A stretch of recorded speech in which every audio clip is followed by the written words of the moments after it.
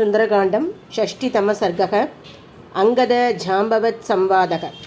तस्य तद्वचनं श्रुत्वा वालिशूनुरभाषत। अयुक्तं तु विना देवीं दृष्ट्वद्भिश्च वानरागा समीपं गन्तुमस्माभिः राघवस्य महात्मनः।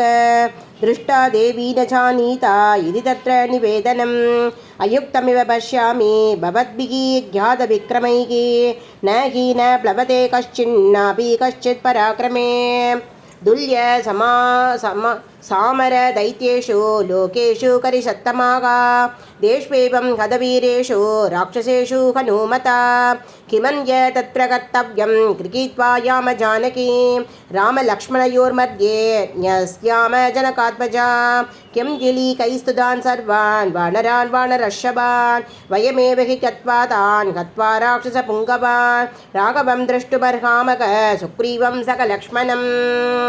तमेवं कृतसङ्कल्पं जाम्बवान् हरिसत्तमः उवाच परमप्रीतो वाक्यम् अर्थवदर्दवित् नैषा बुद्धिर्महाबुद्धे यत्प्रवीशी महाकवे विचेतुं वयमाज्ञप्ता दक्षिणां दिशमुत्तमां नानेतं कविराजेन नैव रामेण धीमता कथञ्चिन्निर्जितां सीताम् अस्माभिर्नाभिरोचयेत्।